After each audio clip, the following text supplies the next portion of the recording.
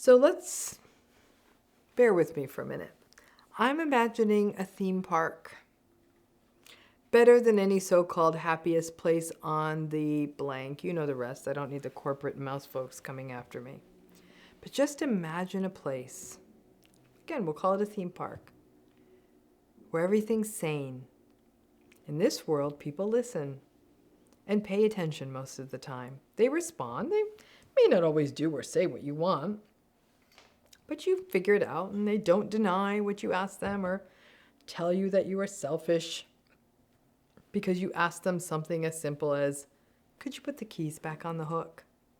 I want you to imagine a place where the other people are actually aware of each other and take note that maybe someone's sort of doing too much and someone steps in and checks in on them or helps them out or senses that someone is sad or having a tough day or offers some soothing words or even brings them some chicken soup. In this place, people may tell small lies. You look good in that dress, but not big ones. I'm working late instead of I'm having an affair. People have empathy in this place, and you can be your true self and feel safe. Sounds like a nice place, huh? Well, let me tell you where this whole concept came to from me. I was navigating and negotiating a situation that involved a person who was narcissistic and deeply selfish. And in the midst of this, someone very kind was being harmed and all that. It was very clear that there was a right way to move forward and fix the problems, something that had been an issue for a long time. And no matter what has been suggested by other people, by the people in it, to address what was going on, it's just going to be a bigger problem because nothing was ever changing. That was going to hurt everyone in the story, including myself. But actually, it wasn't even really the best situation for the selfish person either. The group of people all involved in this mess have experienced grief and anger, frustration, isolation. And because of blockades, there's no real solution to make it better. Most people have walked away, leaving this small final group of people with a big mess, not enough resources to fix it, and an exhausted group of people who keep limping through the situation and just keep watching it get worse. A simple analogy to this would be there is a house, and the house has a hole in the roof. So whenever it rains, it leaks a lot, and that damages the house more. And on top of that, the rain gets into the house, and people slip and fall on the floor, and they get hurt. So the normal suggestion there would be fix the roof. But the person who owns the house says, never! I will never fix the roof.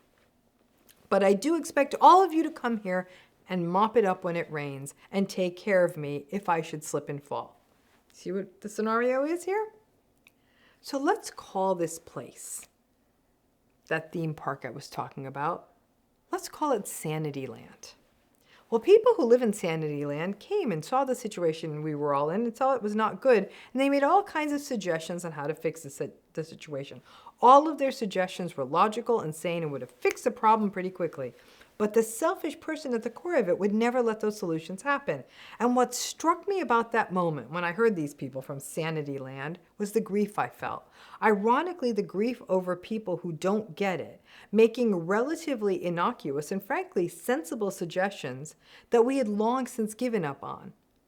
That was more stressful to me than the day-to-day stress and strain of having to manage the situation. Wasting hours on errands and caregiving and other solutions felt easier than trying to talk to the selfish person about meaningful solutions. In a way, the sanity people pissed me off because I wanted to say to them, do you not think that I didn't think about this decades ago? As though they were suggesting it like it was something new, and by them thinking they were suggesting something new implied that they must think that I'm somewhere beyond stupid. If you've ever been through a narcissistic relationship where, for example, I don't know, you're dealing with a spouse who keeps doing things that piss you off and has been doing those things for many, many years, and people are even noticing it, and then someone weighs in with absolutely inane advice such as, have you tried talking to him? Or maybe you have a narcissistic, combative, and abusive adult child, and someone steps in and says, Have you tried setting boundaries with them? It can take every ounce of strength you have to not look at them and say, wow, that thought never crossed my mind. I will try that now. My favorite is when the people from Sanity Land, when they come and witness a narcissism situation that, again, you simply are in a position where you cannot address, says something to you like, well, just make them do it. Sure, that's what I'm going to do. The painful workarounds that you have to do to keep the mess of a narcissistic relationship going when there is no getting out. So for example, you may do something like maybe driving an hour out of your way each day to pick up kids from school, even though the narcissistic person works around the block. Or going to 3 different houses for a holiday to the point you feel sick from eating pie, or having to exhaust yourself caring for an aging parent who refuses to move or work with other carers or helpers or paid help from outside of the family, or having to eat your vegetarian meal in the car before you go to see a family because they refuse to meet you on a dietary preference or even serve what you make for dinner. People from Sanity Land would tell people in these situations, well, can't you just explain to them that they work closer to the kids' school? Or that you have to work and it's too hard for you to help them? Can't you just tell them you don't eat meat? Yeah, great. Thanks for the news flash. Never thought of it. But when you step out of the distorted, insane, inefficient, invalidating, painful world of the narcissistic relationship, and then people from Sanity Land swing by for a visit or to offer up some commentary, strangely enough, that's worse. That's not to say you are not sane. If you can actually keep getting up in the morning despite having to navigate the insanity of a narcissistic relationship, you are clearly sane and based in reality, though it's hard to hold on to every day. But you have to morph into a person who radically accepts the madness. You have to suspend reality and you have to figure out the workarounds. Then sometimes people from Sanity World will give the impossible advice of, well, if it's so impossible, then just leave. Don't talk to them. Let them figure it out themselves. And going through your mind are the calculations on family court or financial abuse or post-separation abuse or cultural and practical issues and the roller coaster ride of the trauma bond. Things are much simpler in Sanity Land. When people have not spent significant amounts of time or had significant relationships shaped by narcissism, they just don't get it. People from Sanity Land live in a place where communication works, where solutions are considered. The solutions may not always work, but at least they're considered. Where people work together collaboratively, where they do things, take action, and they quite often lead to meaningful results. So for the Sanity Land people to come into places where none of that is true, not only do they have nothing to offer, you can be left feeling tapped out, crazy, angry, guilty, and ultimately feeling even more grief. We feel bad because we know that the people from Sanity Land don't mean any ill will. They just don't get it. So when we became so angry at them at times, we feel as though we're bad for being angry at someone who's just giving us good advice, and the beat goes on. A major reason why people become so isolated in narcissistic relationships and systems is all of this. You acculturate or you're born into the distorted narcissistic culture. And when you have to go back and forth between people who have seemingly more balanced lives than your own, for example, seeing the lives of peers or colleagues, that can be a catalyst for grief. And that sense that there is something wrong with us, which brings up shame.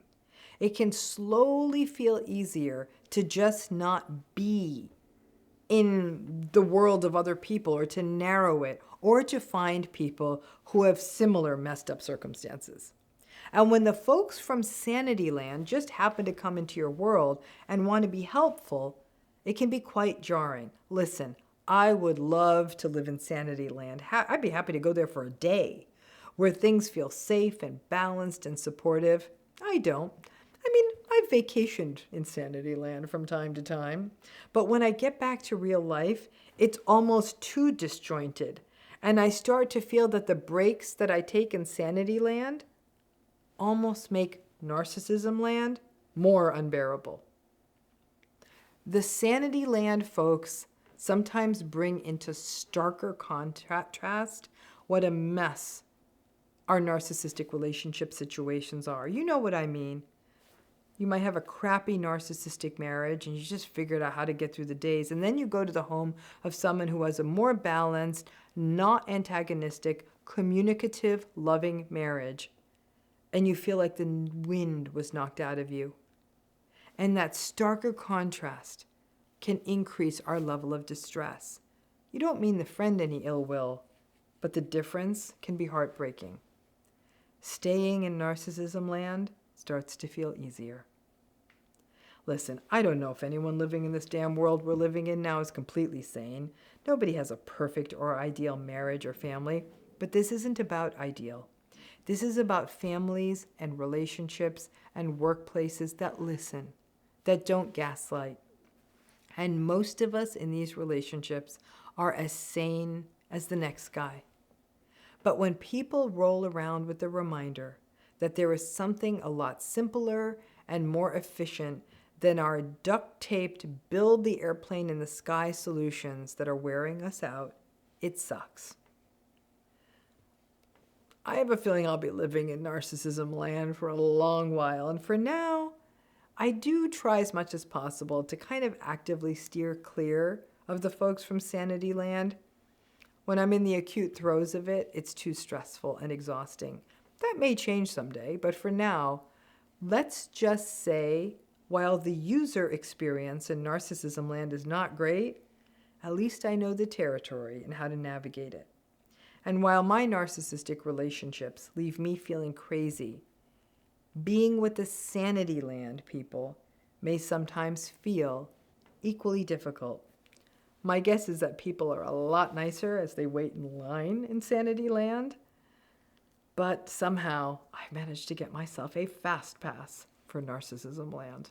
Thanks again.